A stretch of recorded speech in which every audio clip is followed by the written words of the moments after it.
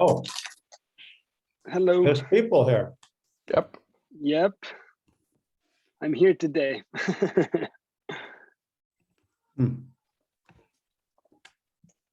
Just having a piece of chocolate. Sorry, guys. No, you cannot join the live stream with chocolate, Frode. That is prohibited. Well, I can definitely not tell you how good it is. So have you both got a copy of the current version of the book? Yes. Yep. Interestingly, Take a look at it today. the text transcript is quite long. And I can't really afford the time right now because of PhD and the rest of the book and everything to edit it. But maybe we should, when we can, put each, after each heading, we have the text chat transcript instead of at the end. I don't know. What do you guys think?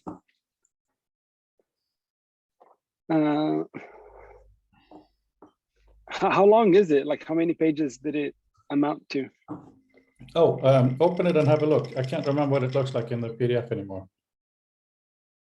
All right, let me download it. Book and transcript. Wow, that is strong copy. Coffee. Hello, Luc. Good morning. Good morning. Welcome to afternoon, British and good night. Columbia. Pardon? Good morning, afternoon, and good night, depending on where we are. Oh, yes. Well, it's very much morning here. As some of you know, I'm a night owl, so this is like 3 o'clock in the morning for me, although they call it 8.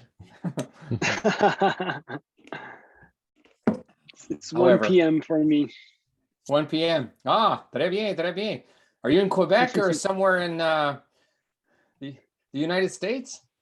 No, I'm in. Oh, no, wait a minute. 8:05. All right. Sorry. Yes. Okay. Well, there you go. Mental math. My brain's not on.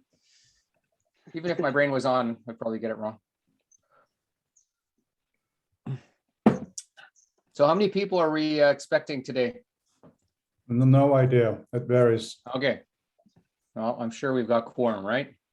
Frode's here. So am I pronouncing your name right? Frode, like that? Yeah, that's a good way. In Norwegian, we say Frode. Let me just turn on some light, actually. Frode. Frode.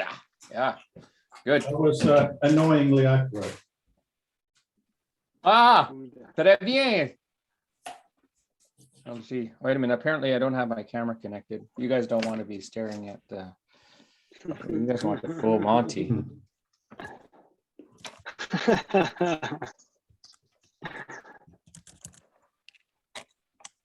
I have a question for you guys, first of all.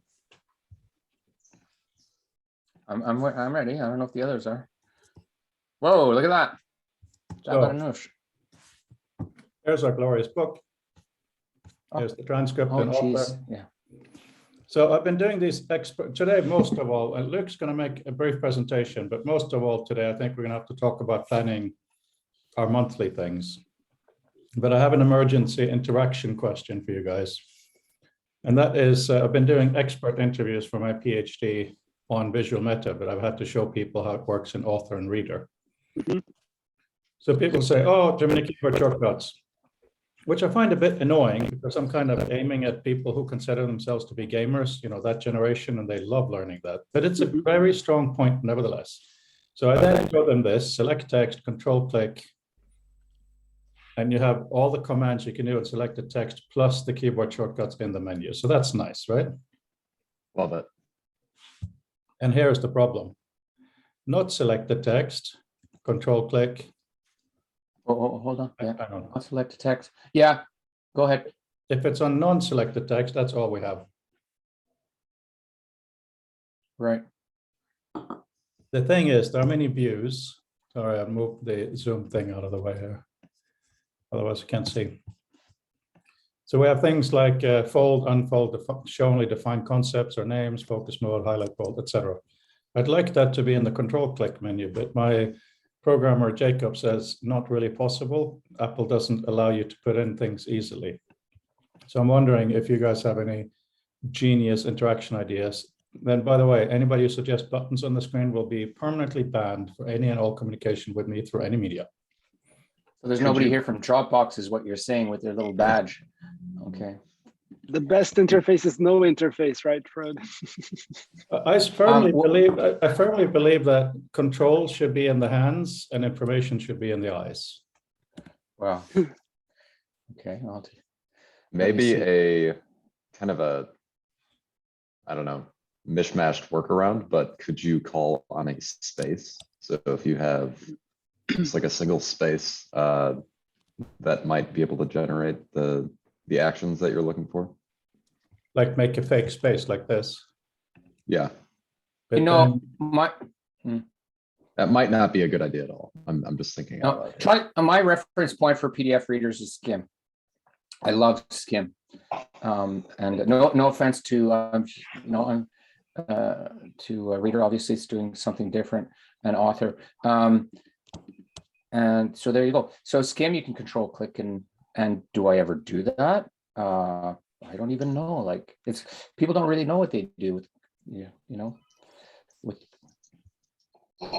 so I don't see why a developer is having I mean it's common. There's lots of apps that allow you to control click in anywhere basically. yeah. So yeah, there's probably a background object. Skim's open source. Yeah. And the developer could probably answer a question. Yeah, no, that's fine. I mean, one thing we could do is only still have it on this, but then maybe remove bold, italic, and bullet because they're a bit obvious, and then put the other ones in here. So even though you have to select text, at least you have it. So it's a bit artificial, but it's just to right now have to be in sales mode. It has to be relatively easy for people to approach. So if I just say in the welcome screen, control click to do everything, wow, then hopefully they'll see these shortcuts after a while. Does that make sense?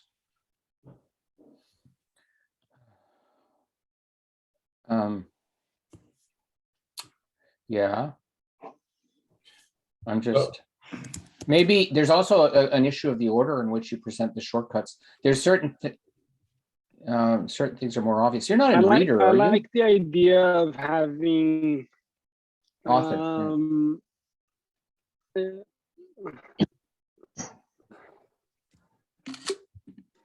Sorry, Rafael, you were completely garbled.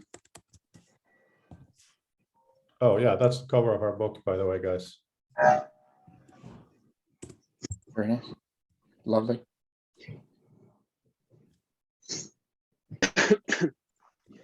So sorry for Okay. taking your time, but I'm really Can you hear Okay, me but now? if you want to reiterate the question, there's a technical question that's going to go away. Do you want, you do want two different menus depending on whether text is selected, I would think, or not. well. That is what I've been told we cannot have. Okay. For whatever reason, I'm not sure, but he's been Oh, okay. a coder, so I just have to trust him. So here's Oh, the no, yeah, of question.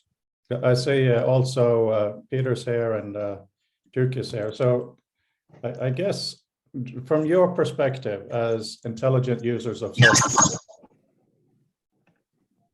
these ones here, bold, italic, bullet, left, center, just fine, right, they're so obvious I can replace them with these other ones, right? Yeah, I don't feel like they're needed in this screen. Okay. It's hard to really answer these questions off the top. I should say that I am not a user of your product. So like there's that massive caveat with all this. But I would presume those are, some assumed functions people have learned throughout time. They don't necessarily need to be presented in this screen if you're looking to highlight, some of the unique aspects of author and reader. I present them on the touch bar, but the touch bar is going away on the newer machines. Yes, I that's still love the disappointing. touch bar. Yeah. Me too. I wrote an article about it, very brief. I think they'll probably replace it with something else, which we can discuss one day if you want. But yeah, I looked at Scam. They do have different menus. It seems based on whether there's a selection. So technically, like the services menu, for instance, but maybe that's controlled by the operating system. The services menu is only presented if you've selected text in Scam. But I'm going to take a screenshot of the two and have a look. So what are your specific requirements? if you can, you probably said it already, but my brain is not absorbing for this. The Your requirement, desire- the requirement is very simple and very clear. I need to start making money. Okay, So that means that I can't just have this as a demo for the cool in crowd, so to speak. yeah, It has to be more approachable. It has to be better. Gosh, I hate this word, onboarding. yeah. My developer hates it too, but we talk about it a lot. Yeah. So of course I have a walkthrough and user guide, all that good stuff, videos up the wazoo, but I want to be able to have an intro screen that says, welcome, important. To do things in author, control click, and you can then choose. I think that's a very friendly way to say most of the commands are available that way. But I think what I'll do is not wasting your time, but I'll do what I just showed. And then in there, I'll have a sub menu for formats, which will have all the old ones available to the side for those who can't remember Command B is bold. So You know, people don't necessarily know that they can do Command B in a PDF, in an app that's open to PDF. this is not in Reader. This is only in Author. So this is. I know it's still an author, but it's okay. Yeah, that's what I'm saying. So I will keep it. I will put it in a sub menu that I will just call format. Yeah. So that's simple. But OmniGraphal. Sorry. yeah, I just say OmniGroup. I often use OmniGroup as a reference. Even they don't have a similar app to yours, but they certainly they do this design thing quite well. yeah, no, they do. Okay, so Luc, you wanted to say a few things about the manifesto. The floor Right. is yours. Oh, sure. So we're several professors, developers, podcasters have gotten together. We've developed. We've written a manifesto for ubiquitous hyperlinking, which is structurally modeled on the Agile manifesto in terms of the number of pages and the way the pages are, the overall structure of the page, but obviously the content is very different. And what we're doing in that manifesto is advocating for the ability of software to, for software to provide users with the ability to re-access the information that they're presenting to users with a hyperlink. Assuming that the information is persistent. That's basically the big idea, because that would allow people to basically navigate information much more easily. I should say as a disclosure that I do have an app that that provides hyperlinking capabilities. Okay, so that's the idea. So if you look at a lot of the apps, Apple's apps, they either don't provide a copy link function. For instance, in messages, why can't you go back to message? Actually, it's worse than that. With Apple, they do have a copy link method, but it's under the hood and it's not exposed. But we know that it's there because under some circumstances, you can click on something and Apple will bring you right back to that message. Reminders and notes and other objects are like that. They essentially force you to search. Why Apple does this is not clear to me. But for a company like Google, say, if they're into hyperlinks, but the hyperlinks that they serve are they're full of cruft to track you. You go to Amazon, etc. So we're arguing for a nice, clean hyperlinks to be available in software. That's the big idea, and it would allow people to access information, re-access information, stay in flow. So that's called the Manifesto for Ubiquitous Hyperlinking. Speaking of OmniGroup, Ken Case, the CEO of OmniGroup, is in. David Sparks, Frode here is in. Frode is in. So we're going to be launching this on Monday, Eastern time. So like at a minute after midnight Eastern time. And I'll share the hyperlink here in the chat with you.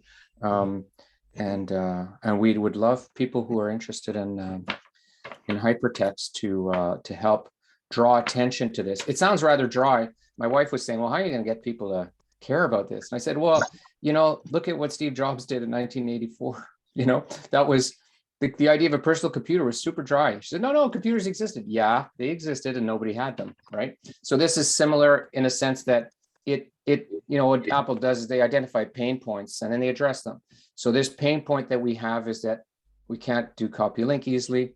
And Mark Bernstein kindly pointed me to a paper by Amy Pearl of 1989, in which she concluded basically saying, copy, or it was somewhere in the paper anyways, that, copying links should be the same, should have the same prevalence basically as copying and pasting text, and that it was a paper actually on a Sun hyperlinking system. I didn't realize that. I used Sun in 1990, those workstations, but I guess it wasn't available in the basic workstation. But some versions of their operating system had this. Anyway, so an analogy would be, in computer programming, you can copy areas of memory, or you can use pointers. What's more useful? What do you do more often? Well, it's obviously the pointers, right? So let's have copy link. Anyway, I also will share with you a media kit page that basically highlights the controversy and is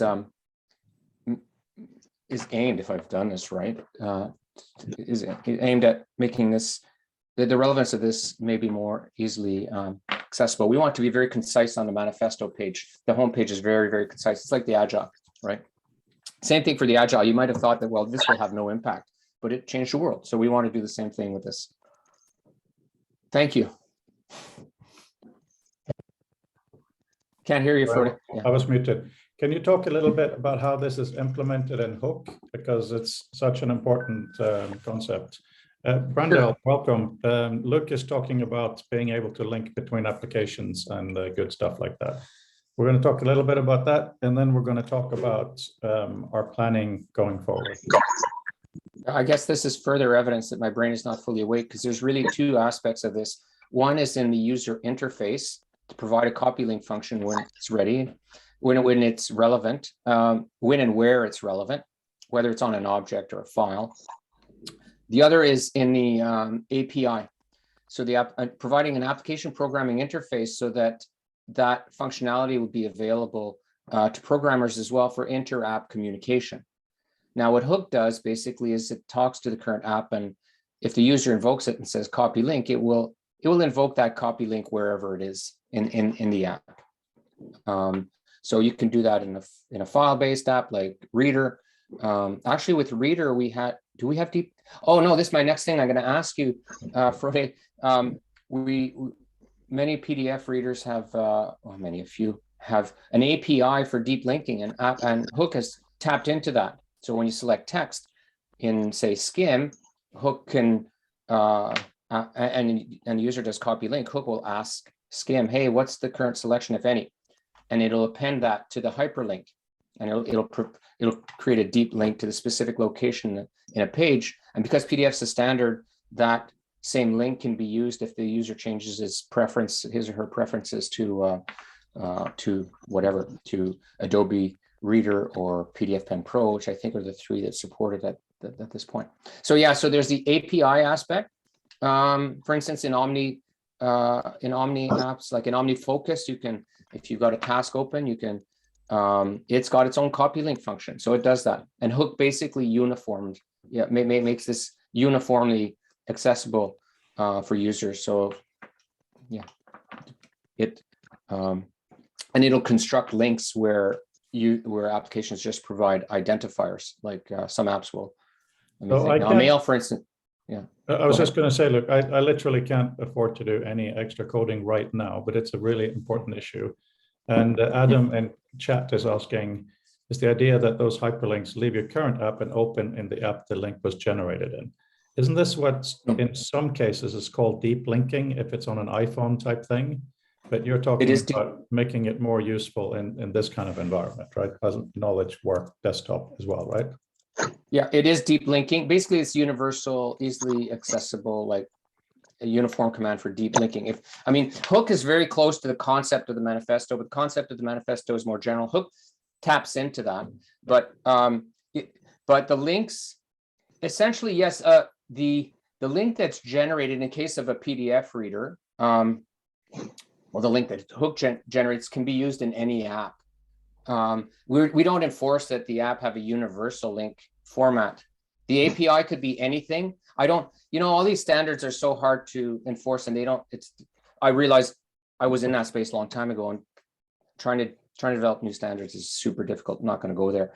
So hook, basically what we're saying in the manifesto, you can provide any API and just make the command easily accessible. But to come back to the PDF thing, the idea isn't that it would then open in the app in which it was generated. It could, but if the app wants to be even friendlier, it'll provide some API that we can use to generate a link that could be opened in a different program. And that's one of the ideas of hook, is that the link that it constructs is more universal. For files, it's a file link. And if there's extra deep linking parameters that we've generated, then they're appended to the link. But then when it comes time to activating that hook file link, hook starts by making a call to the operating system, say, basically open this file. And based on the user's preferences, which could be general based on the extension in Apple, like those last few dot, blah, blah, blah. And then hook will say, okay, well, this app is taking the, is opening the PDF. Let's use their API to get to the deep link.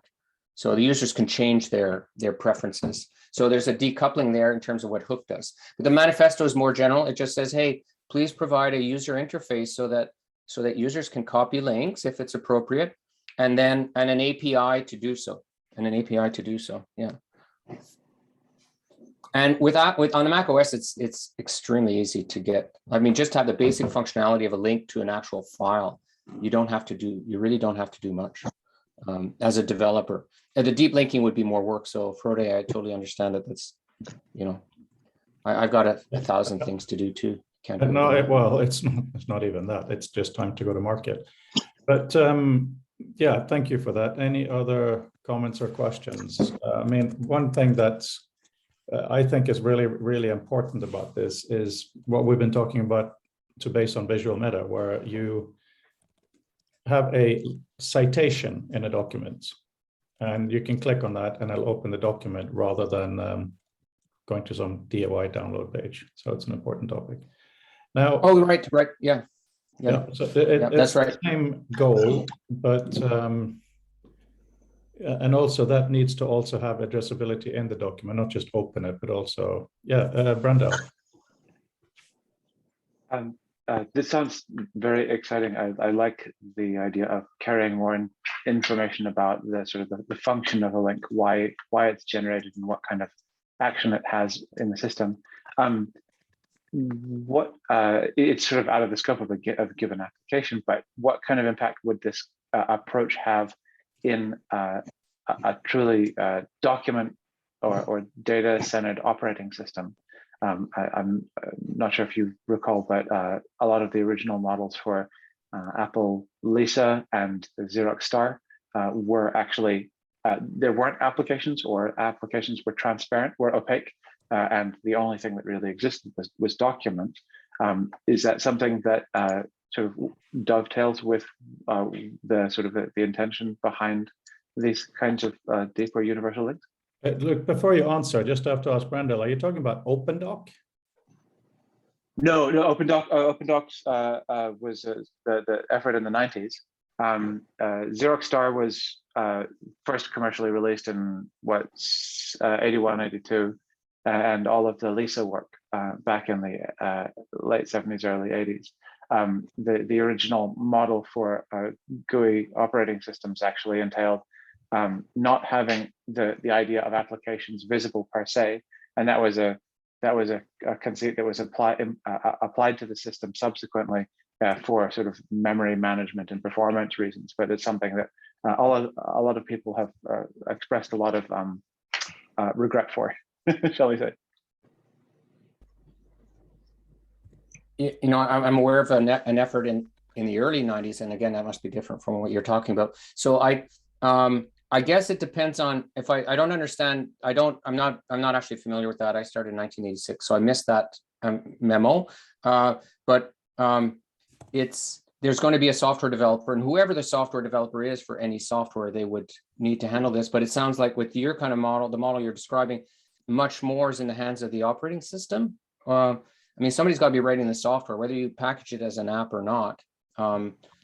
So if you're providing a bit, like we can change the word app to functionality. If you're providing functionality, to deal with objects, then that's unique, then and where your software creates new kinds of objects, then please make it possible for users in the user interface to grab a link to that, and also an API if there's any concept of interop communication in that kind of operating system, so that other apps can actually query, what's the current link, what's the currently selected object that is.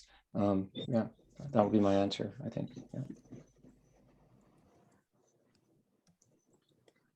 Right.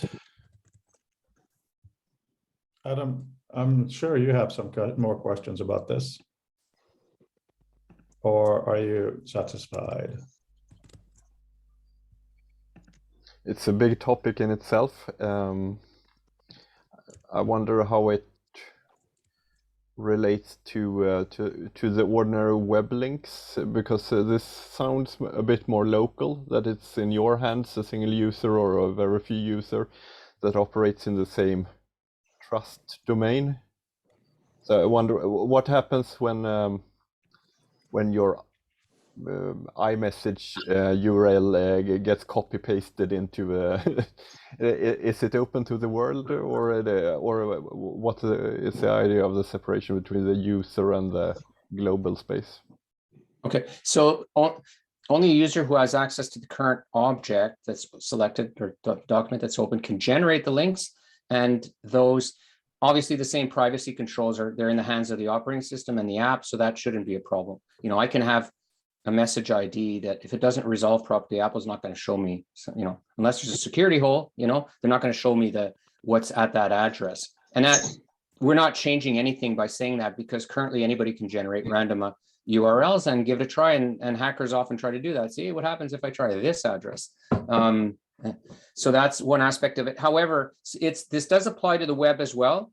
So there's a technical page on this, that on the Manifesto, I've got a simple front page. Then there's the motivation behind it, the history behind it. There's a technical requirements page, which are very general. They're not meant to say, you must implement this particular API. That's not the idea. But for the web, there are related considerations. I'll give you an example. In some mail apps, which we won't necessarily name, iCloud, you open a message and you don't get a URL. Now you might think, we don't expect a URL from an email. Well, why don't we expect a URL from an email? I at least expect to be able to get the RFC compliant email ID. I'll type the RFC here because I use Text Expander for it. RFC email, boom. I think the latest one is 5322. Every email, because it's protocol, has an ID. So give me I should be able to construct a link that has that ID. Give me something useful that I can then reuse in other contexts. There's all kinds of apps that don't give you a URL in the title bar for what you're currently viewing. So in order to re-access it, you don't get a link, or you have to use search. And they want you to, often, FANG companies, data companies in particular, they want either to present you with the information. Facebook doesn't want you to have a URL. Why should it? They want to, why should it? You just log into Facebook and it'll tell you what you need. And if you're Google, well, search for it. And then you get a link that has all kinds of cruft. Yeah. Cyber Monday just passed. Look, you get these links. We're going to have to move into Okay. kind of the planning thing. But one of the things we are planning is to have themed meetings. So I definitely see an opportunity to have a meeting around modern hyperlinks. And this definitely comes under that category. So Alan is here now. Rafael is here. Okay, so I think we have enough people here to start planning what we're going to do. But first of all, I'd like to know, have you guys had a look at the book that I sent this morning? And do you have any specific comments? If there are errors, please tell me. If there's too many, please don't tell me, okay? Basically.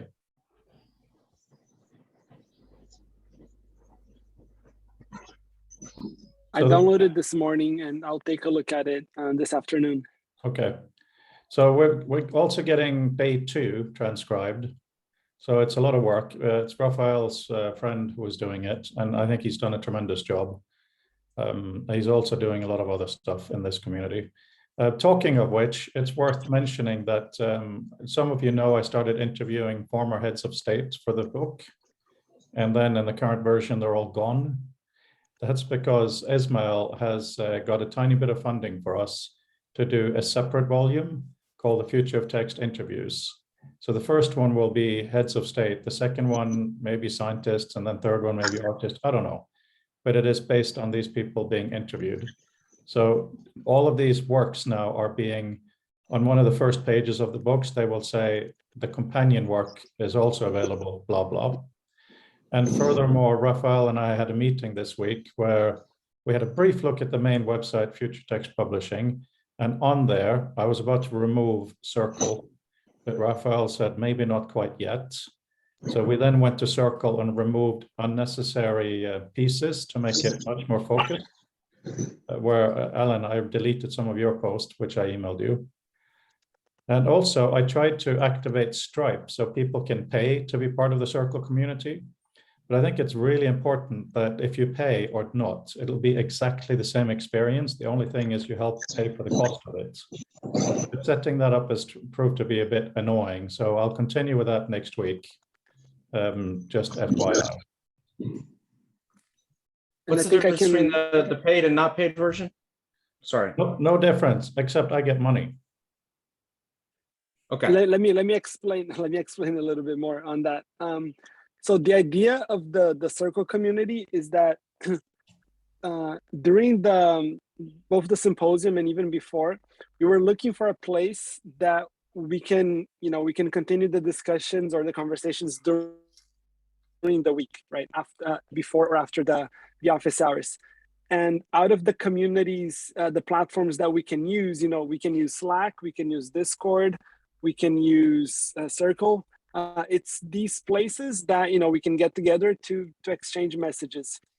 And the reason why I like Circle, and I think that it's a place that we should continue investing on, it's because it gives you structure on the side to organize content, and you can even have messages between members. And the problem with both Discord and Slack is the same problem as instant messaging. The content gets lost in the endless scroll of content.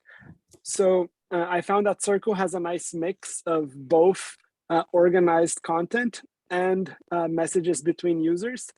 But the only problem is that Circle does not have a free version. They only have a paid version. And the paid version costs around $70. So the idea would be for us to have community supporting, so everybody can chip in either $5 or something like that, and then we can have it. We can have the monthly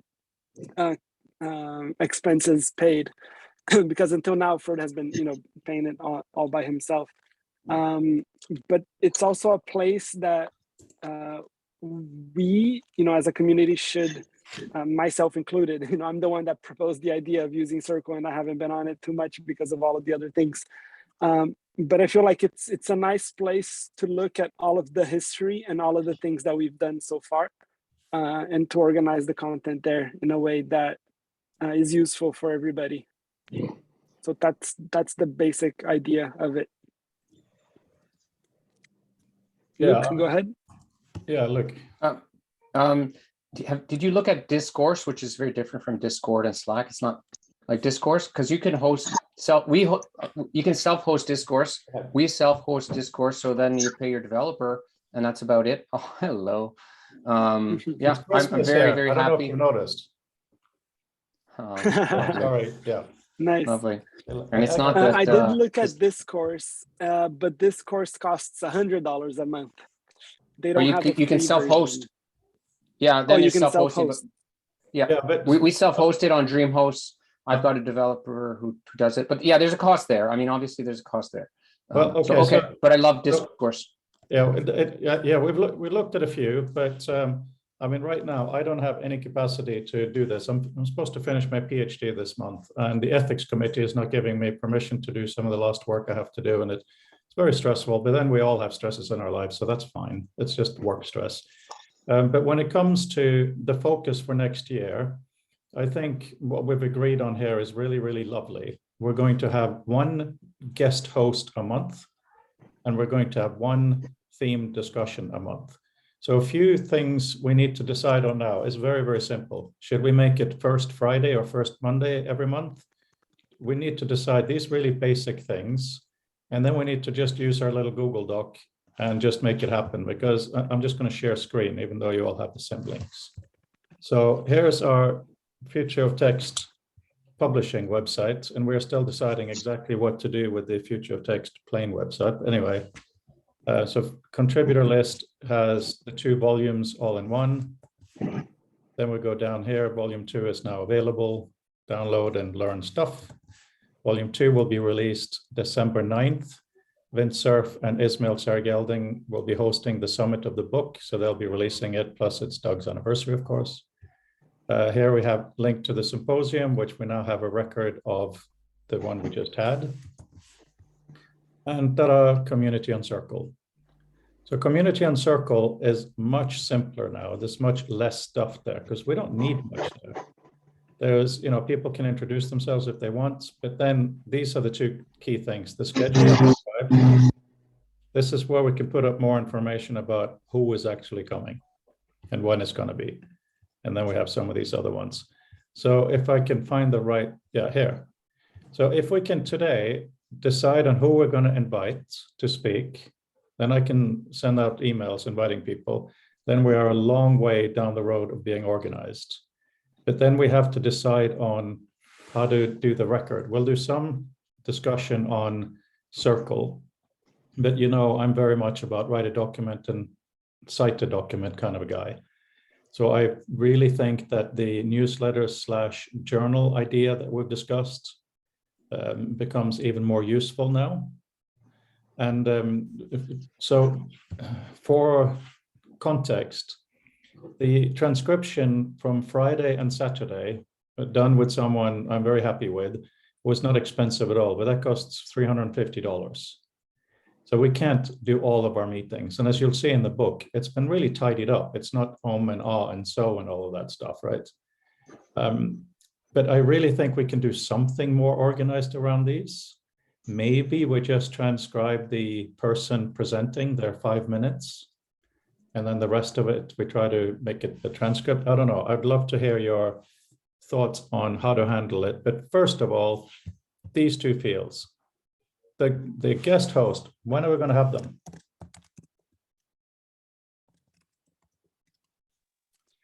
I like the idea of starting the month with them, and either Monday or Friday for me is fine. Everybody agree? Or I'm here on a Friday, and I think the only times I've attended are Fridays, so I haven't attended that often, so I shouldn't have much of a vote.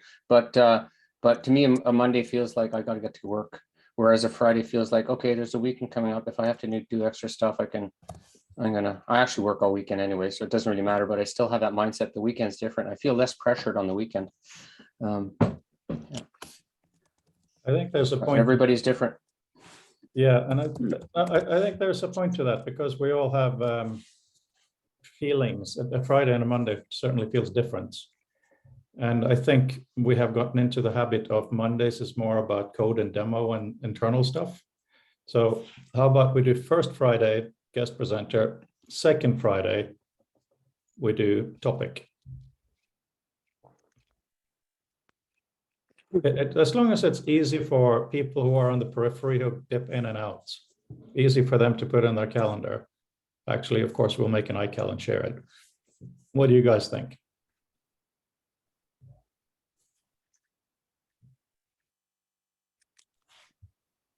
Fan of Friday over Monday. I didn't hear all of that. Can you come again, please? I'm a fan of Friday over Monday. Okay, so we'll do first Friday and second Friday, right? For first Friday is presenter, second Friday is topic. Cool? Or should we do last Friday? Or what's easiest for people to get a rhythm of? Usually things that come first and last are usually easier to remember. Okay, done. So we all agree on that, and that's done. So we don't have to go in circles around that, right? I'm gonna make it nice and bold and centered and all that good stuff. Right. So Barbara has been very, very gracious in saying she can do most of the time. So I'm now going to check the time with her. There aren't that many months in a year. But we have agreed we're only going to do one. And then if we get a really good rhythm, maybe we change it in 6 months, whatever. But now we need to decide on the first people to invite.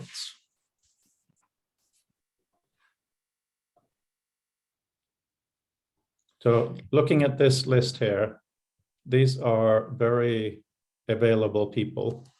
Who else or who less? Who on this list may be not interesting or who isn't interesting? I mean, if you want to do it via writing in the chat, so it's not recorded and you don't feel like you are insulting anyone. That's something, so out of the top of my head, you know, that's something that's a little hard. So that's where I would consider using Circle as a place for people to put in, you know, information throughout the weeks.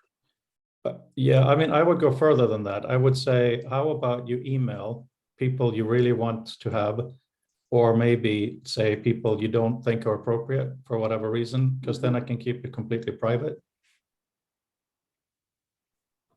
Can you do that by Monday?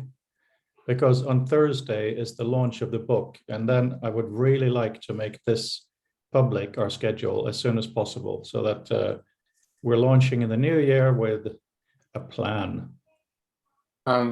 That's nice. I would think if you have just a few people without necessarily having the whole list.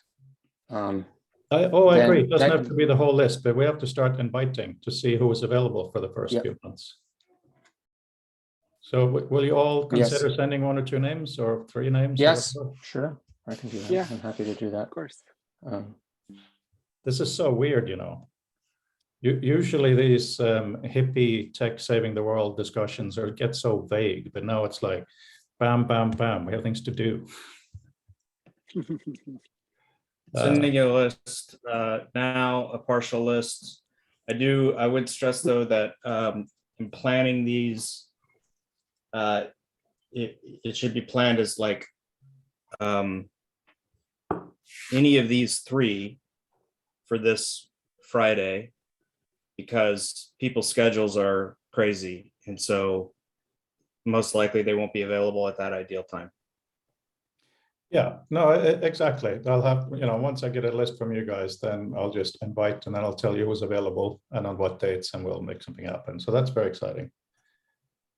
The other thing is, one thing that is bad about the book, and I just don't have time to do right now, is that the text log from the future of text is quite long.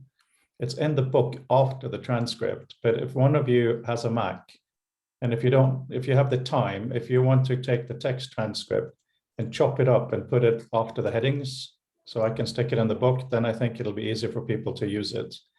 And I think that being a really boring task also should awaken our minds a little bit to better integration of transcript and text chat log. You mean, so the chat log of that specific talk? You know what? I'm going to do it. And I'll tell you why. I just realized something stupid. So the book that I sent you, if you go to the section that has the transcript from the Future of Text Symposium, I have had a few subsections in there. At the very beginning, there is a link to the YouTube URL for the whole thing, but it should probably have a link for every subsection, right? So you can skip to the different bits. So by doing that, I might as well do this secondary bit of work too.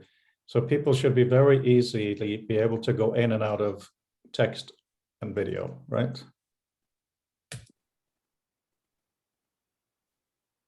I'm a big believer in hyperlinks, Frode, so I'm not going to object with you on that. Excellent, excellent.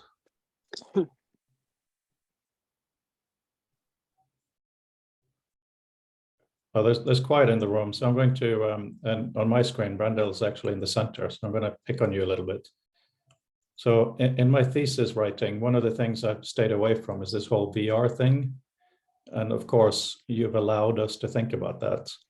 So one thing that happened and that I went through, Chris Guttridge, my colleague at Southampton, him and I many years ago talked about visual meta storing graph information. So if you have a graph in a document, the XY values and what they mean and what units they use should be in the visual meta.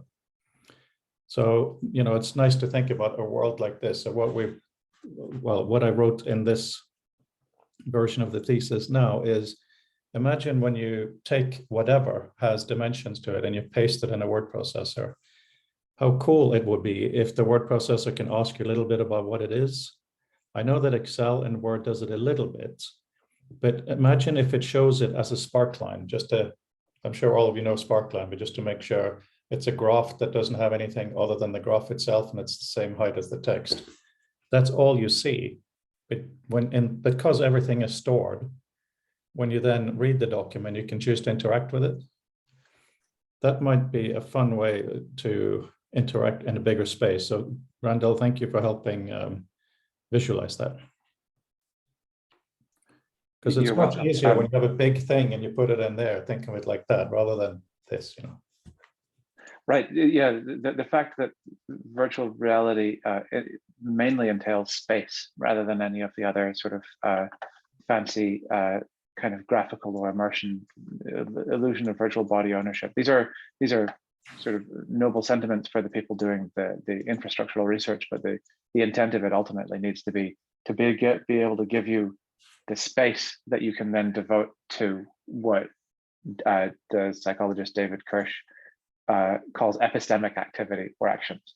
That's the arrangement of things with intention. The next thing that I would say is that I think that one of the most important aspects of virtual reality is that representational flexibility. It's not critical for it to be in VR, but I think that flexibility of having things be able to be in different spaces for different reasons is also really important. And so one of the things that a lot of applications, not just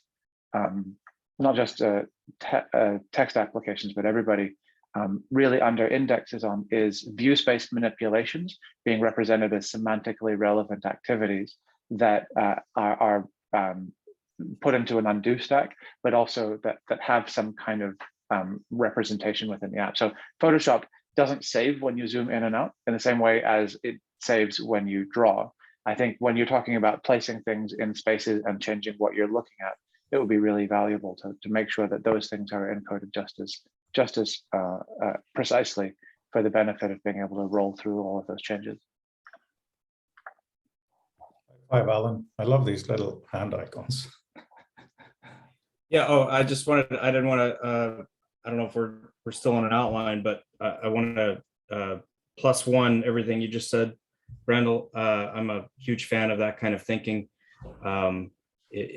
As opposed to avatars and digital spaces where we meet in a conference room, I feel like they're completely missing the lo-fi boat possibilities of a memory palace where we can place, I can, without having to give something a title or a tag or whatever, I can say that my big dreams are up to the top left somewhere, you know, my home responsibilities and purchases are somewhere over here to the right, you know.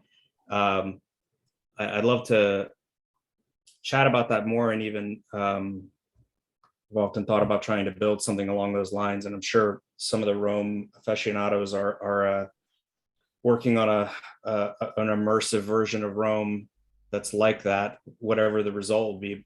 It'd be great to talk about the theoretical or the principles behind it, like what is actually useful, so not everybody's just jumping around in the dark.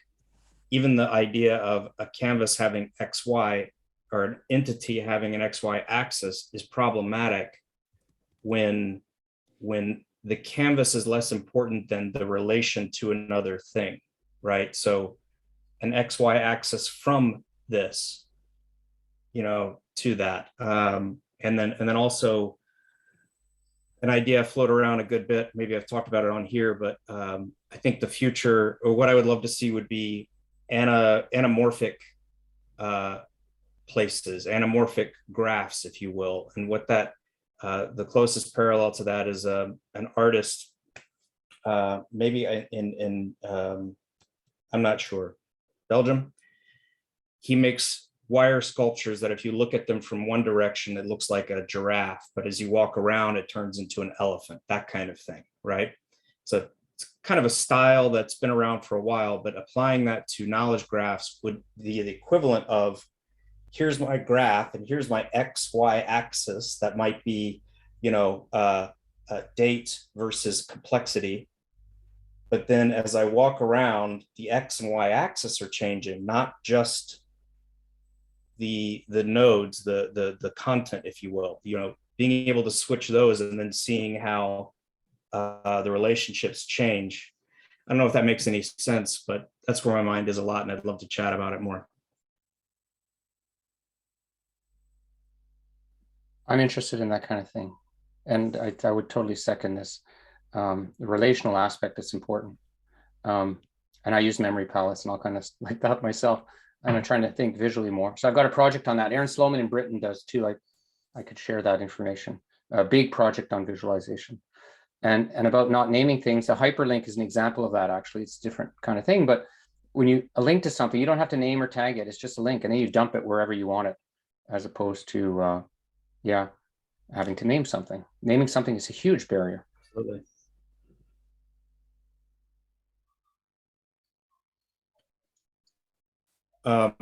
Another theme or topic I'd love to discuss at some point, obviously maybe not now, but it's the flip side of the future we want, and it's the mess that we're in now, which I feel like I'm ideally suited to be an expert to talk about, because it's my day job a lot, which is the weird mix of well, one part of it is my job has so much documentation on a very non-convex space. And so the documentation seems like a good thing, but there's so much of it that it becomes a whole new kind of problem. It becomes very difficult to find a simple answer to anything. And so that is, I don't know, I think it's a real pain point. And I think as companies are becoming more and more digital and having more opportunities for documentation, even in the sense of video, we're fumbling towards this problem that has not been adequately addressed in the least. More and more documentation, more artifacts, no way to sort them.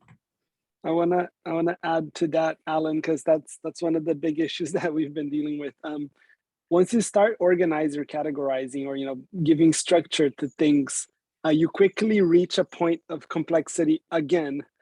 Even like, let's say you have a big thing and you break it down into 5 things, and then you add content to these 5 things. They become big things by themselves, and then you have to either fragment it again or something, right?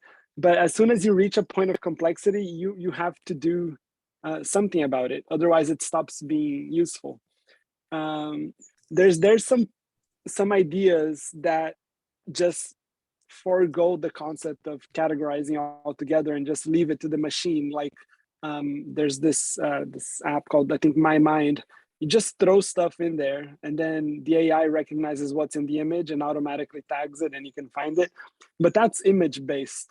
Once we start collecting multiple kinds of media, it quickly turns into a mess of complexity. So yeah, it's something that I continue to search more about, and it is an unsolved problem. I feel like it's just either you break it an infinite amount of parts, but then I don't know, it's kind of hard to think about it. Yeah, agreed.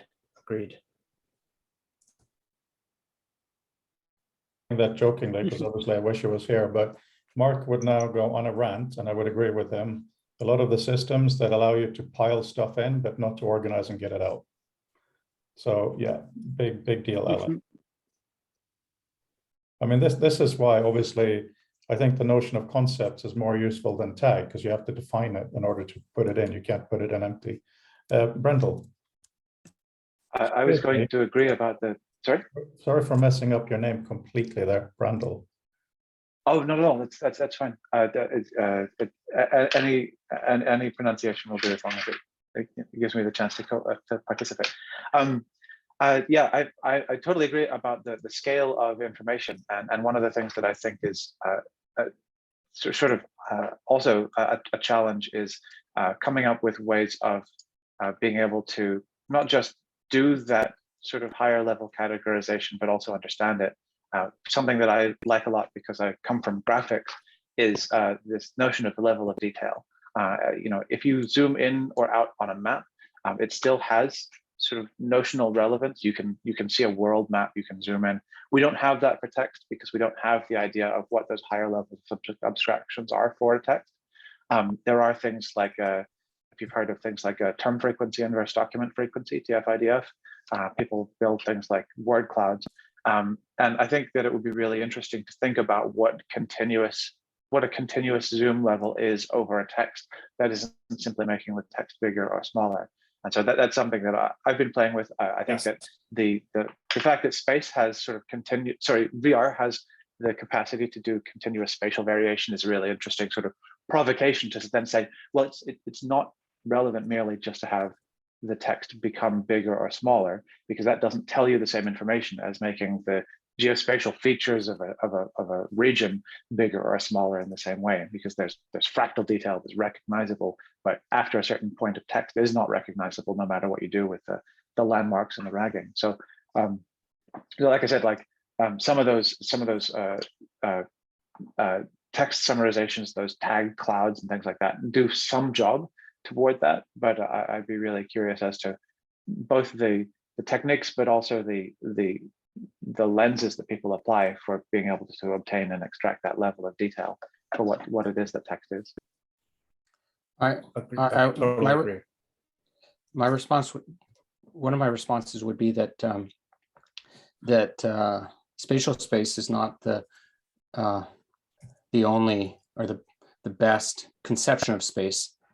You know, we think of dimensionality because it's quantitative, right? So space and time, quantitative, although physicists apparently at the fundamental level, even at the level of dimensionality, and I do not understand this, state that that even a space is discontinuous, not just the contents of space. But be that as it may, I've got a book that's supposed to come out next year. I'm editor of that in Q1, I hope, at least in first form. It's called Discontinuities, Love, Art, Mind. And the last chapter is the hardest chapter, it's the fundamental one on this idea of the discontinuities in space. So a lot of spaces are structural and there's different kinds of dimensions. Not all dimensions are quantitative, they're features, basically. So the concept of zoom in, zoom out makes sense in quantitative spaces, but not necessarily in discrete spaces. So in mathematics, for instance, you have this whole body of math, it's discrete math, and trying to connect them is an enterprise. So just throwing that in there. Yeah. With that, Luc, I'd be interested in actually learning more about, like, we use space as a metaphor because it's the only metaphor that we have. But I even, when I try and discuss the breakdown of space as a metaphor, spatial computing, that kind of thing, I talk about non-Euclidean space, but that is yet, I mean, that opens the door somewhat to the sense of dimensionality, but that is also a kind of a paltry metaphor that doesn't necessarily match with how information works in our heads. So I'd love to know more about other options. Sorry. One thing divergent. No, don't be sorry. One of the interesting things about getting older is seeing my faculties and interest and reactions change. And the point of that is a lot of this really is embodied cognition.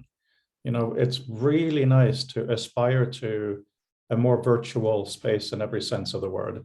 Just like in my software, I like to do keyboard shortcuts, which is just a magical way to interact with the world, right? But it is, you know, we do have a front, we do have a back. For most cultures, the future is in front, where, you know, for some it's the other way around, of course. But if we can really exploit that first, I think we'll get something really interesting. But once we master that, then I think we can go into all kinds of weirdness. But I think we have to go through that first.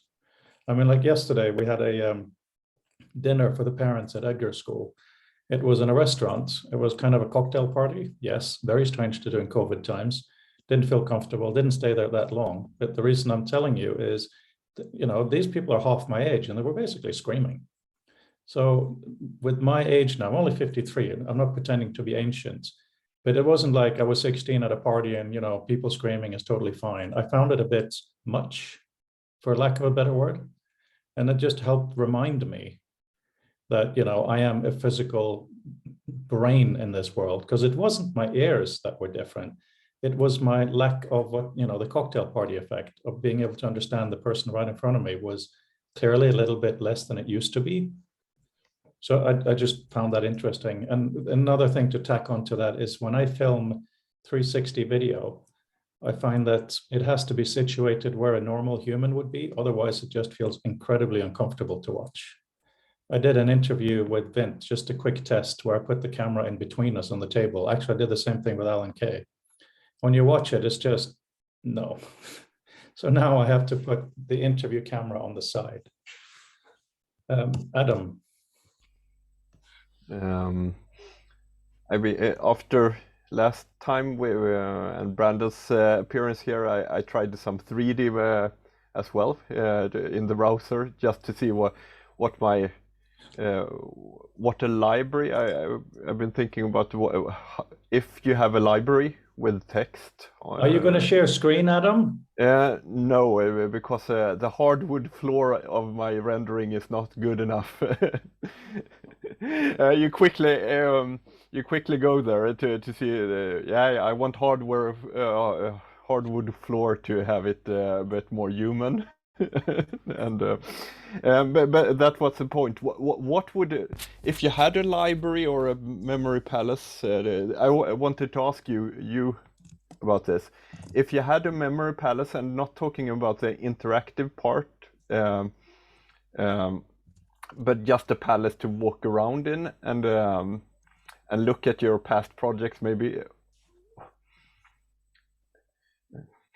The question is, what should it look like? What would you like it to look like? Would it be based in the physical? Because the things that quickly struck me is that I can do the thing where I fly around like some sort of superhuman thing, or I can walk on a floor. I can have a up and down, and which orientation do I want the texts? Should time be represented in here as a main dimension in any way, or sure. Do I go to the text, do the text come to me in some way? Okay, so just to challenge that framing, because I think it's an excellent question.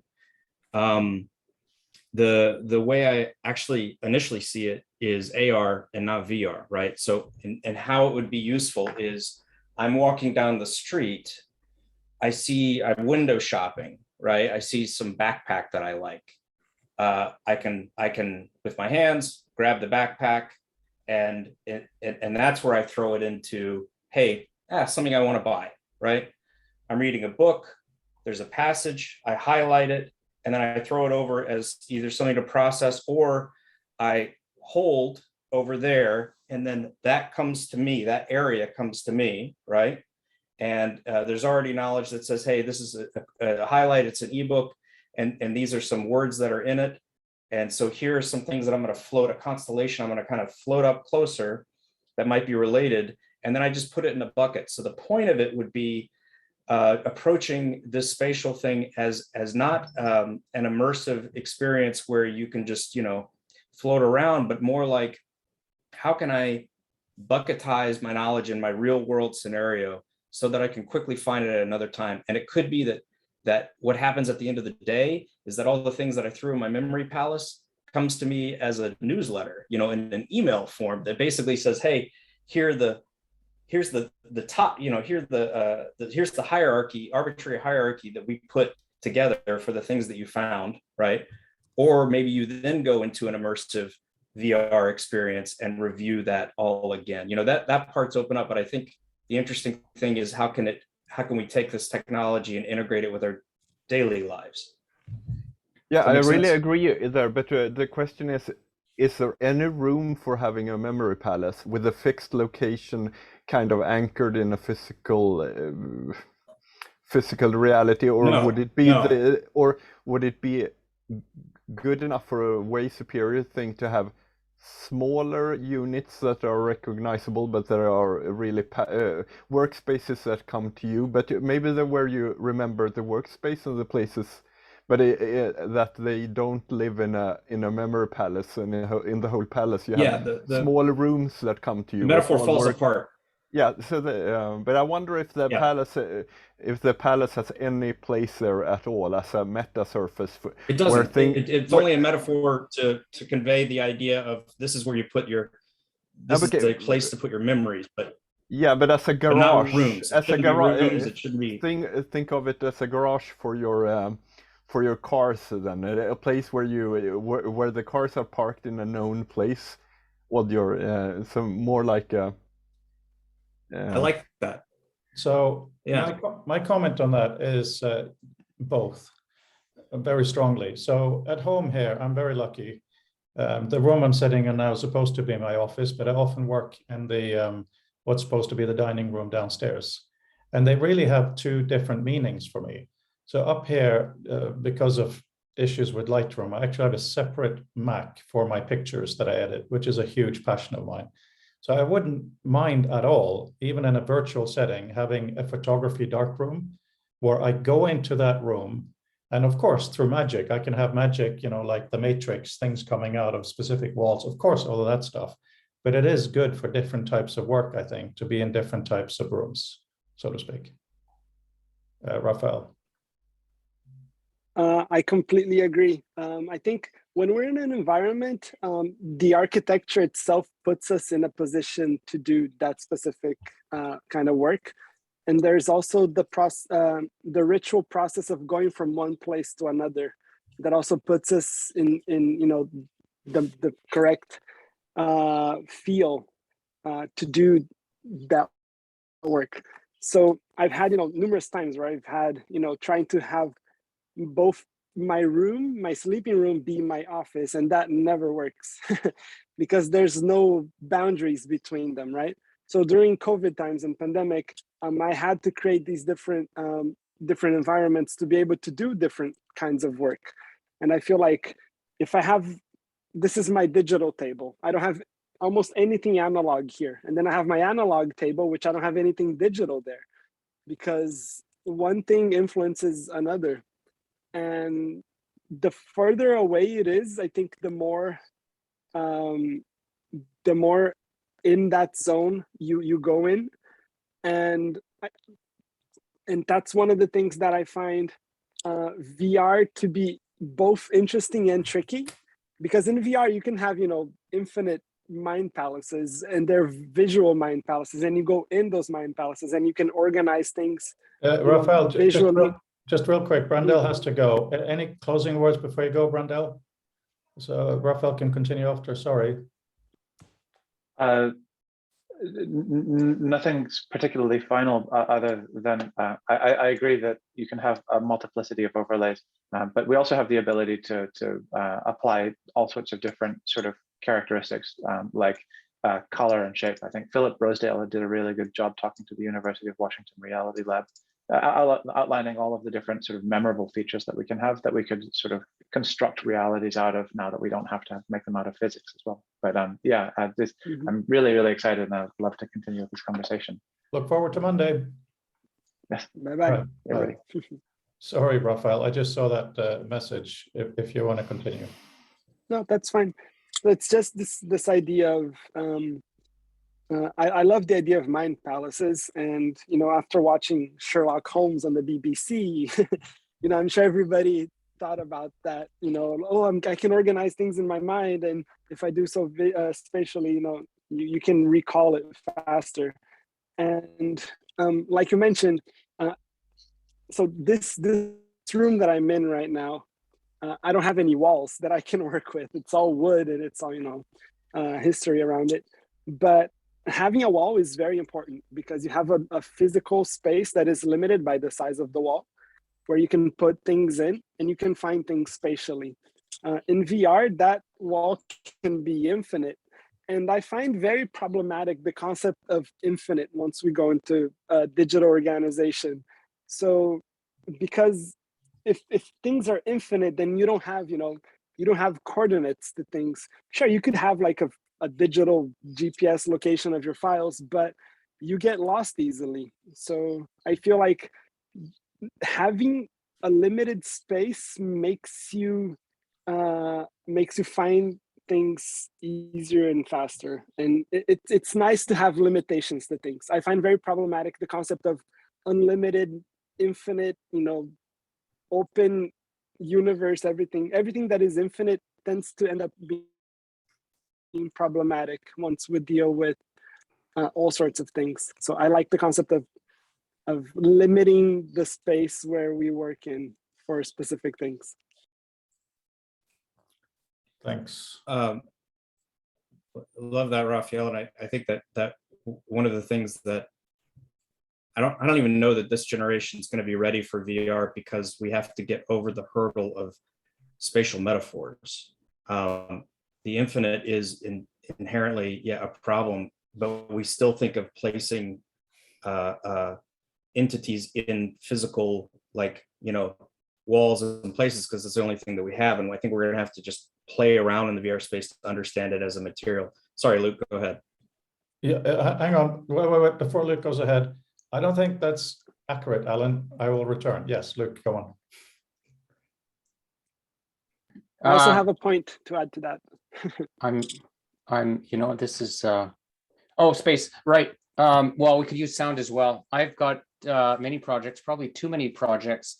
So for years I've had these playlists that I use, like particular classical music songs. When I return to one of these projects and need to do deep work in it, I put this classical music playlist for, say, this particular, I would do work on emotions, I do work on sleep, I do too many things. There's no research specifically on that. The CogSci research on this kind of stuff is much more specific, because they have to get the experiments done more quickly. So it's just recall stuff. So I can't say that this actually works for other people, but for me, it certainly seems to help put me in the zone of the particular project. So music, sound and music are dimensions that we can use there. There's no time, but I talk about this notion of reconstructible discriminative cues that Donald in a 79 paper did some research on, and I think it makes a lot of sense. And I'll provide you guys, if anybody's interested in pursuing that, I'll have a link to it in a minute, and I shall shut up.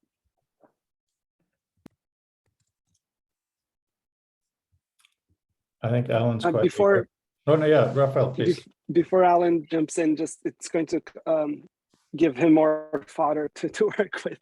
I do agree, Alan, that the new generation needs to break out of these physical concepts and constructs and even constraints. But I feel like always when we get into this topic, it's hard not to think of sci-fi or the Matrix or singularity, because I feel like we are in this transition period between not being connected to the network and being connected to the network. And once we are connected, like physically connected, and we can see the things and the connections. That's something that machines do a lot better than humans. We were not built to see complexity in the level of machines. So I feel like part of that is this transition period, becoming part of the system. And once we are part of the system, then it's a bunch of different new issues and problems and things that we're going to have to deal with. So I don't feel like VR is going to solve it. We're never going to be able to. I feel like we're not going to be able to connect to a level of complexity by not being connected to the complexity, if that makes sense.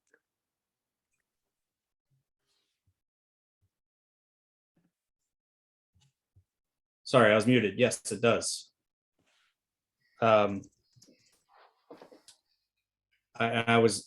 comment I just threw in the chat, but to Luc, agreed. I feel confident. I'm confident that at some point in the future we're going to actually have oral interfaces that aren't just like music bound, but like I'm receiving information by hearing it, pinging up here or down here, maybe moving to the left and right, and then we'll find that we understand things cognitively just by where the sound is located, and not have anything to do necessarily with hearing words.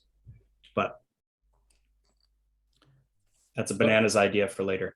No, that's a brilliant idea. But just kind of on this, I really think we are polarizing each other in an interesting and useful way, because you know, I play games, and one of the things there is footsteps. You have to hear the enemy's footsteps. But also, what is really interesting is the kind of balance between first-person modern or historical shooters, where it's all very mechanical, real-world based, and then a little bit of sci-fi magic. There was a wonderful series of Quake way back when, and all those things where you could turn down the gravity and suddenly you could jump around in a different way. So you still were embodied, but you weren't constrained in the same way. That was a huge, oh, Rafael had to go. That was a huge difference for me. So I could imagine that we will have a body, because, I mean, look at this. Our hands are incredible things. You know, we need to, as I think we all agree, use these interactions more, something that is hardwired to our brains in a virtual space. And, you know, there will be something there, but of course we should be able to distort that space. So first we need to be embodied, then we need to distort it, right? And maybe, Alan, we can really distort it way out of way out of anything we understand today, and that'll be really fun. Yeah.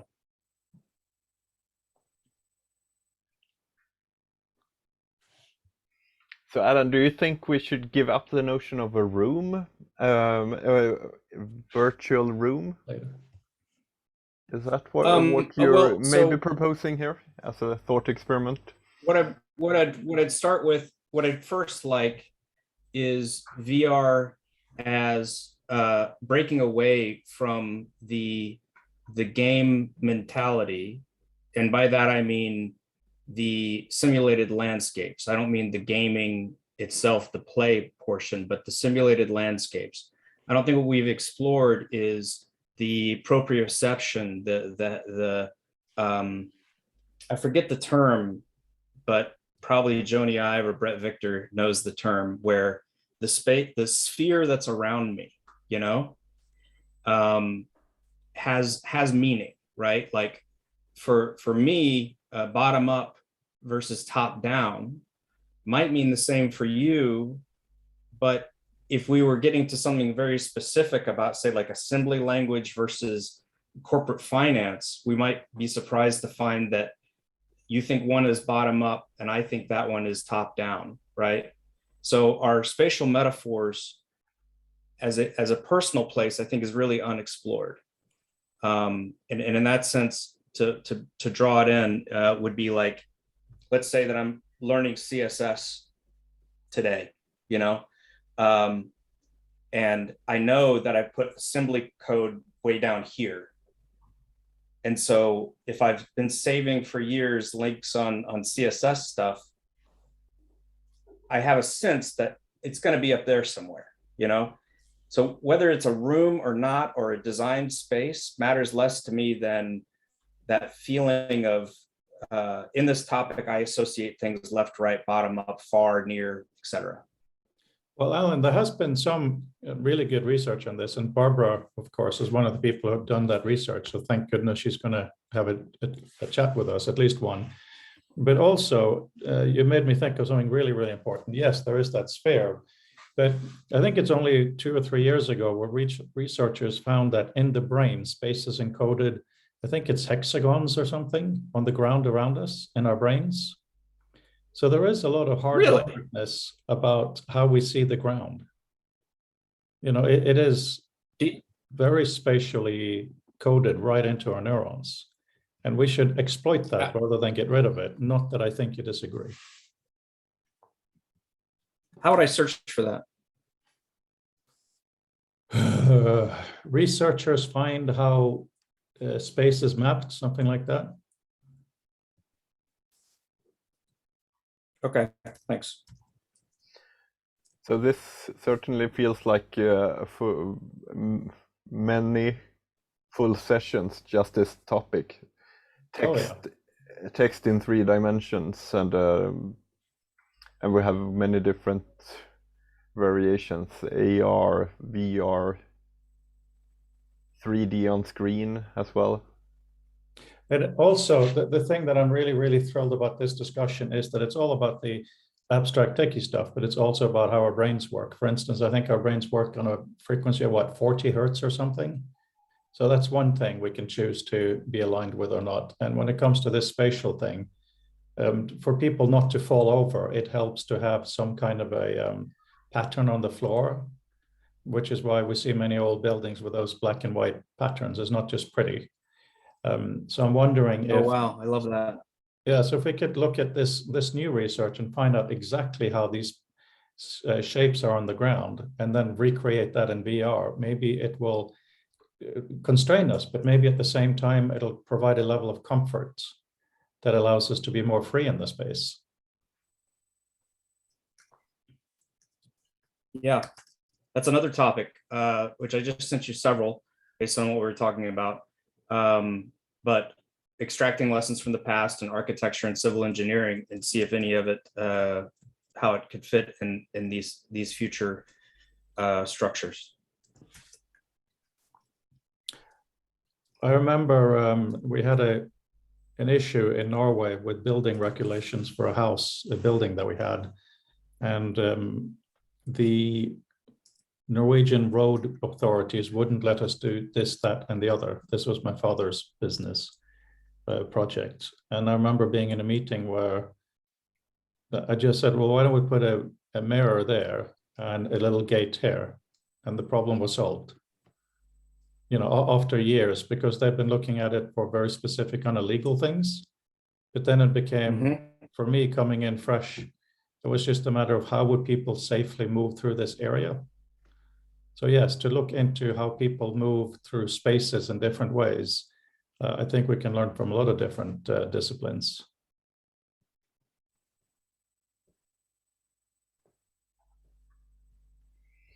But guys, please, over the weekend, if you can, have a little look at the book. If you find any egregious errors, especially where you were quoted, please do give them to me. It's time, I have to get it to Amazon relatively quickly for our physical version, and I'm waiting for day 2 transcription. But it's kind of exciting to have the transcription in the book. It's the first time we've done that.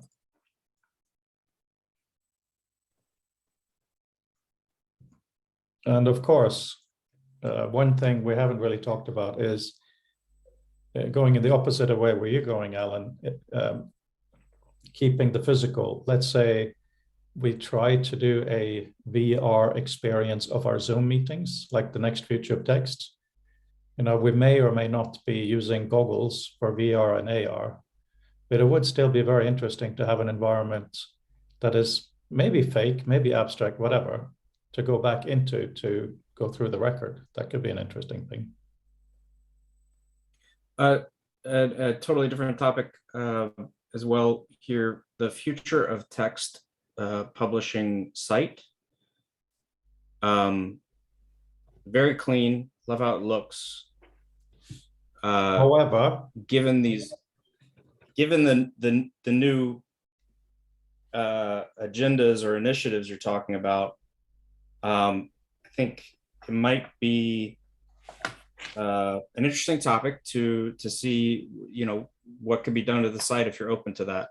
In some very simple ways, just easier navigation. I realize that the navigation is within the menu drop down, but which site are we talking about? Future text publishing, or which site? Yeah, and making them all feel like they are part of a whole, but also making navigation and even not just navigation to pages, but navigation to specific things, which would be sort of like through the power of search, easier to get to. Yeah, I mean, the future of text, I think is fine. It's not great, but it's fine for now. I think we need to shoot a bit higher than that. What I think we should do is just leave that for a while because it's simple. 2 things we should do. Number 1, as you guys want to, the kind of way you're listed on the site, email me and I will list you properly. Because basically now it's me, which is not, well, whatever. But the second thing is we have the futureoftext.org and also futuretext.org. Those are nothing on it. And what Adam showed last time with just moving text around the screen and it's on a web thing, I want us to make those pages outrageous. So when someone comes to see, yes, they will find all our stuff, all our output and how to be part of the community, but it should be an amazingly interactive page. Just something like, hang on, it may not be all that useful. It could be gimmicky because its only job is to really provoke thinking, right?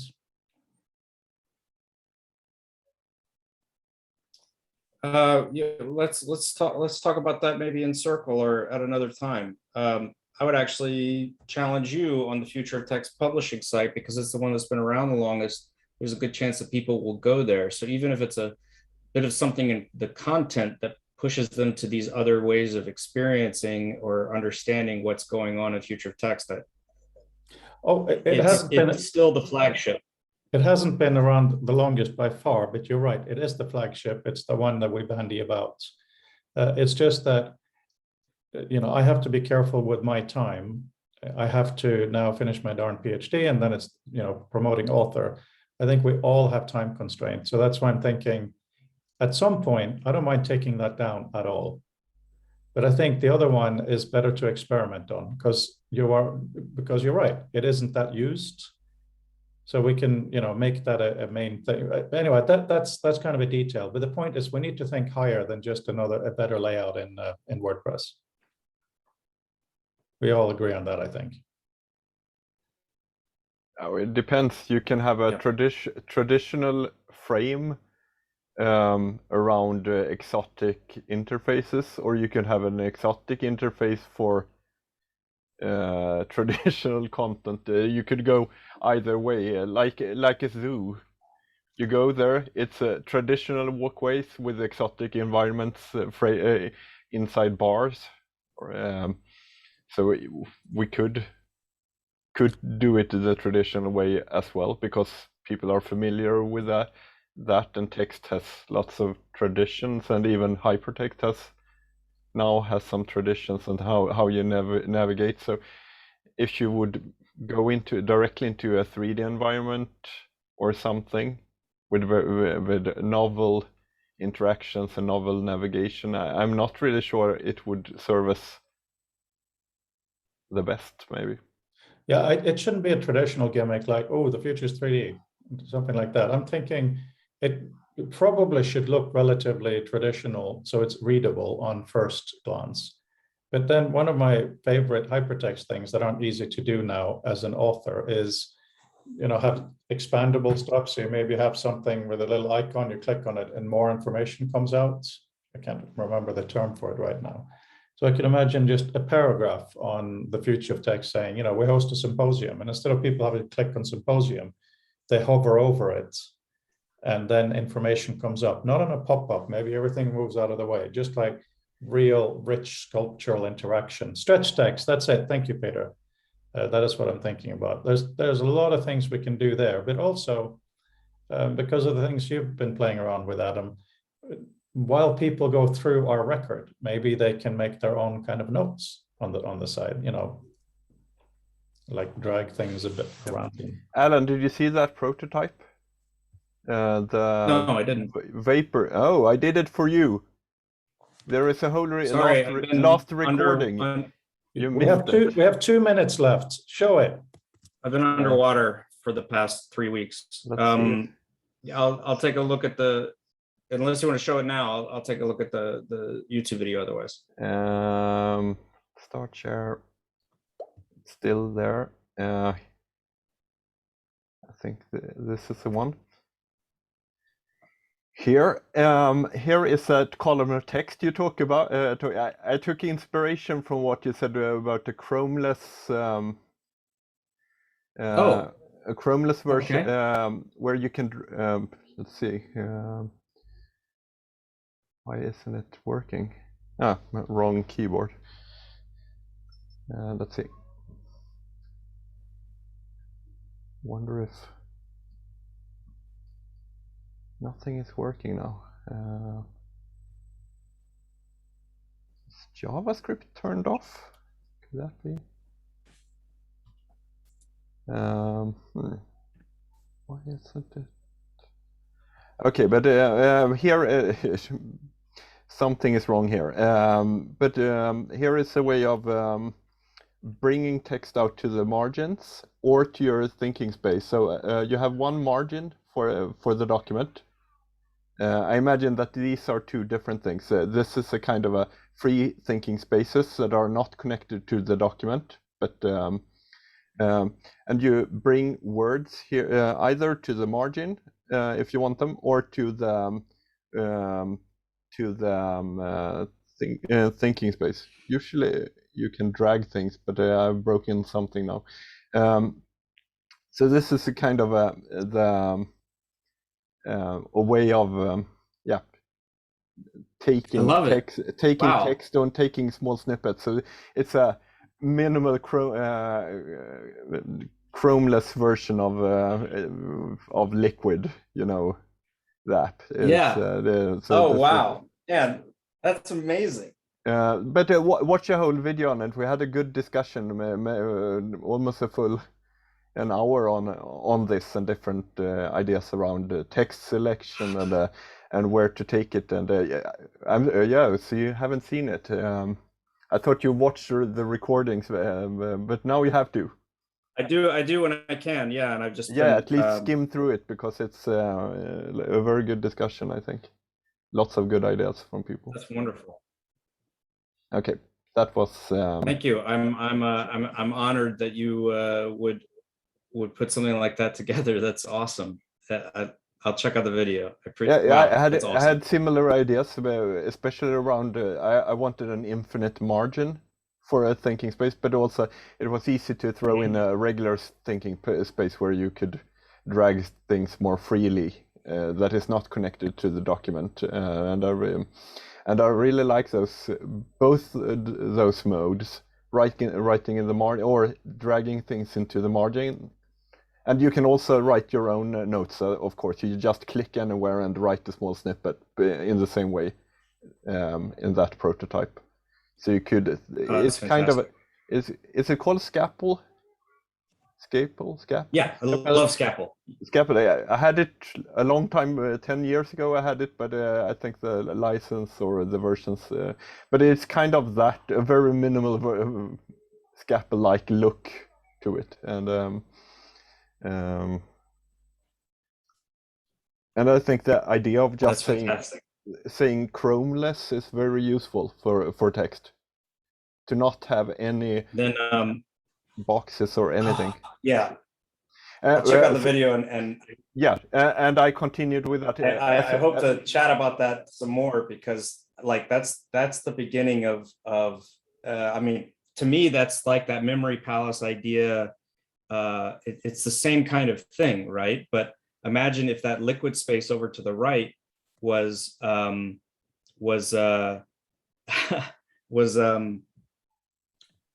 access to your personal ontology, right? So you drag something over and it either has the direct words or it has similar words. Yeah, and I wanted my intellectual drawer where I could put in kind of my best questions and my best principles and things that are, kind of an intellectual drawer where you could put in text snippets that are anchors for ideas that are relevant to the, or embryos, or that could, things that could marinate well together. So you put in ideas or even prompts that you actually answer concerning something. That language and this applies. Oh, go ahead. Sorry. No, continue. The embryo and speaking in words like that, I think are much closer to where I'd like to see these knowledge graphs go. Like even in what you're showing, it's slick and I love it, but I want to see. I'd like to see permeable membranes. I'd like to be able to draw a lasso around, rather than just Frode connects to all of these things. That I see that they're connected, but it doesn't tell me as much as maybe if I could have multiple layers of lassos around topics, so I'd get a sense of how they relate. And it's not this very, it's still a very computer programmer's mentality to say this connects to that, versus embryos, permeable membranes, something that invites fuzziness. Yeah, but one thing anyway. that Frode I think is very useful is that don't scream. Kids in the background. The idea of having actually prose describing the relationships to me, that is a way better thing than having a hard-coded thing that Adam is a friend of Alan, because a friend is such agreed. a multi-dimensional thing that it doesn't really mean anything. It doesn't capture the nuances. With prose, at least we can get closer to what I'm really meaning here. So I Agreed. really, so if you hover, Frode, hover over a line, I think that is more useful to actually describe, as Frode is doing here, describing the relationship in free text is at least one step in the right direction. But sometimes you have even a more vague idea or a vague relationship that is not really well translatable even to words. The reason I'm showing this now is a little bit to show, how I agree with what you guys were talking about. But then there's two other things. I talked to Chris Gutteridge yesterday for an interview around this, and he was talking about, like my fun example of Hamilton and me, how I know Hamilton, they don't know me. However, he said, I can have multiple relationships with Hamilton. I can be a fan and I can be a cast member, for instance. So that might be a useful way to show both. Currently doesn't support that. But what I am trying to implement now is two things. If you select more than one item, it'll show all the lines going out from those. So you can do all if you want, and then show a messy cloud, which may be useful to see, oh my gosh, why isn't this thing connected, right? Also, have you tried making the line, replacing the line with the actual text in that direction? Yeah, no, that's just messy. That's horrible. Because I really like like using text as a text in itself as a decoration. Well, there is also the issue of, one thing Chris said I should have, for instance, visual meta is designed by, right? And then I should have a separate node is designed by, and then it goes out to who it's designed by, that kind of stuff. So there are many things we can do that, but what I've asked Jacob to do, I'm not sure if he'll be able to, considering the budget and time left, is it'll also show everything going into visual meta that isn't linked from visual meta, which could help people say, oh, I'm missing that one. And all that'll do is a line, but a very thin, transparent line. So you can, begin to do. But let's remember, and this is my really key point, the different kinds of interactions we're talking about. If we're talking about going into a space that someone has curated for you to learn about, let's say, biology, that's very, very different from developing your own thinking space, right? So also, there's a huge difference between authoring and reading, and different kinds of authoring and different kinds of reading and thinking and so on. So for our websites, I think we really have to think about, we have a statement to make to the world, and we want both literally in text that communicated, and then to show some interactions to inspire people, because that would be very different. Okay. Like this would be entirely useless on a web page. Like, what is this all about? But okay, quick thought. First off, love that, and it makes me think of the opposite of Adam, what you just built, wherein in going with what you said about how text itself, just prose, does a much better job of explaining relationships, right? So let's take the reverse of the vapor text, right? Where you have your graph here, and this might even apply to the website, I don't know, but you have your graph that Frode just showed, and then maybe you click a button like Command K to say save or log, and then as you bundle around these links, the sentence translation, say GPT-3, whatever, takes those links and says, this is how it relates. And then it appears over in another column as if it's a tweet, as if it's a message on its own. And then as you check out another connection, that one pops down and you have a new sentence that explains that thing. So you start to get a record of how these things relate, and maybe you drag them around. I don't know, that doesn't matter as much, but the idea that there's a dedicated space to say, I'm going to translate what you just are probing around into some sort of automated text that, or not automated, that explains how these things connect, then you could have that multidimensionality, or at least make attempts at that. Anyway, I would love, I think that's an interesting notion. I think this is a huge topic. We need to spend on kind of graphical representations and interactions of distributed text stuff for sure. And I look forward to that.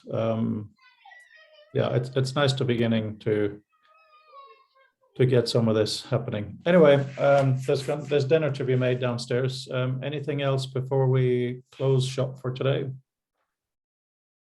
Yeah, I'm gonna have some time coming up probably in January, and I would love to dig back into code. Adam, if you are open to sharing some of that code, or I'm working more in, or I'm interested in trying stuff out in Svelte. I don't know, I'd love to make some of these things a little bit more than just talk about them abstractly, but So then hopefully by the end of the month. I'm glad to hear you guys saying that, and Peter also has interest in that, of course. But the thing I would really like us to do is to define the point of it all. And what I mean by that is, I'm very happy if you guys compete with author and reader and make something better, no question. But I think, what really matters is, why in the world would anyone go to a website to do text interaction stuff? We should probably talk about that as a thing first. If it is to go through a library or just our history or whatever it might be, fantastic. But it shouldn't be just another, look, I have a PDF that I exploded into a world and now I can move stuff. Not that you would, Right. You know what I mean when I say that, right? Right. Am I being horrible? No. I think you're totally right, and that warrants a conversation, because a lot of that point is not interface at all. It's the invisible stuff. It's how to integrate with other pieces, and we're going to be blocked until we have that. But Alan, why would you want to work on this? I have a little bit of sense of Adam, but let's say you spend quite a few hours. You actually make something. Here's a web page. Let's say we all have some major presentation. Let's say it's a year from now. It's the next future of text. You guys have built something absolutely amazing.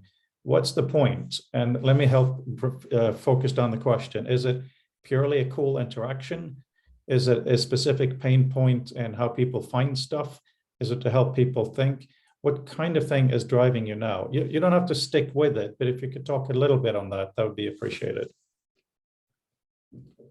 Yeah, happy to. But Peter's got his hand up. I don't want to. Oh, I thought that was a different icon. Yes, Peter. Yeah, I just want to note that I've been doing an awful lot of tooling in the Ember language, and I'm almost getting to the point where I have enough pieces built that I can start actually building interesting stuff on top of it. I'd really like to see us get to the point where we can build components that can interoperate with one another. So I can have a chunk of code that Alan would be able to leverage, and Adam would be able to come up with something that I could plug in to my stuff. And ideally, we'd be able to move it between projects so that we can start to build a library of useful affordances and components that could be shared across interesting text-related visualizations. Yes, I'd be very interested if the Glamorous Toolkit can help with that. And my motivations are I got a number of motivations. A particular one that I'm feeling right now is I want companies like the company I work for and other companies that are mired in all of this mess of technology. It doesn't need to be this hard to find answers. Maybe that's a mix of AI and an interface kind of thing, but I'd like to see a solution for that. I don't even have to make it. But I think that what is holding a lot of people up, and I think that's why we're all here, is that there are a few people that understand how things can be different, how text can be conceived of differently. And that doesn't mean getting rid of books or how books, it's not like, oh, we're post-book, we're post-literate. That's one very strong craft. There are other crafts that are possible now that haven't been explored because there are so many roadblocks. One of them being, I think, HTML, another one being copyright law, things like that, right? So in that mix of space, if we can just push some of those frictions down and open up these new possible crafts and these ways of interacting, then that would be great for the world. I also think that there's a huge possibility that we move our sense of what we're creating almost back a layer, almost like to a platform layer, so that there's multiple views or genres almost of portrayal of this core information. And so figuring out how to make that core, I'm starting to call it PO, my personal ontology engine, making that thing so that it can convert into a conversation or convert into a book. Those are some of the impulses. And then, of course, to be able to do this in a way so that I don't have to do my current gig would also be great. Adam, how does that align with your reasons for doing this stuff?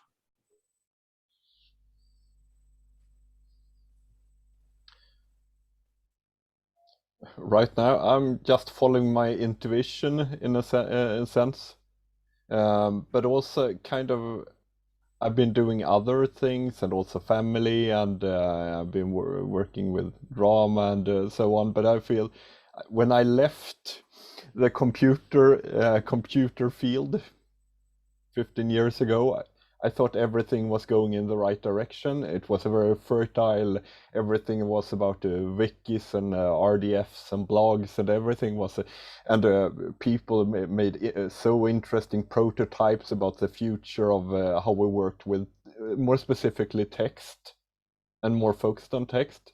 But somewhere along the lines, there was also this peer-to-peer revolution. Everything seemed like it was going on track. But so I chose to focus on other things, because other meaningful things. But it didn't go as planned.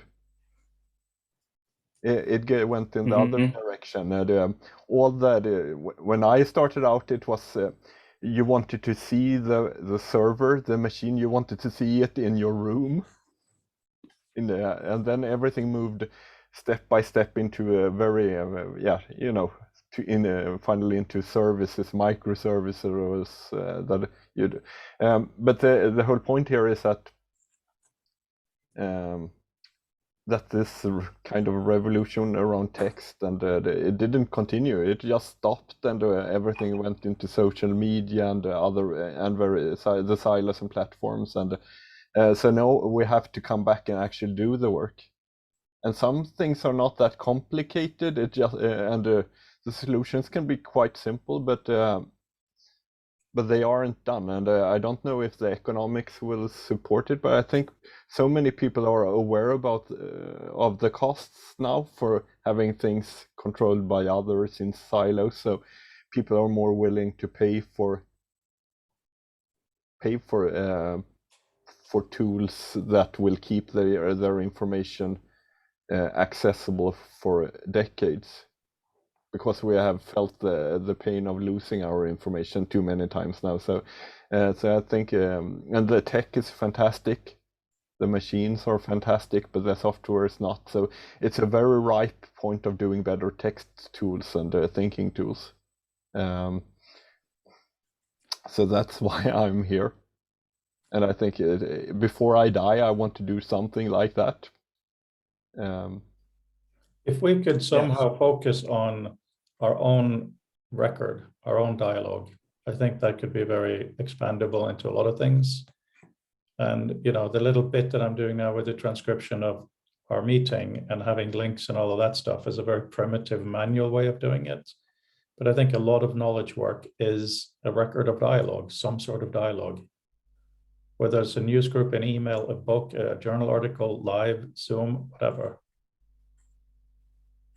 Anyway, I look forward to continuing this dialogue, and now my family is starving. And this is See you all. fantastic. See you Monday, guys. Bye, everyone. Bye.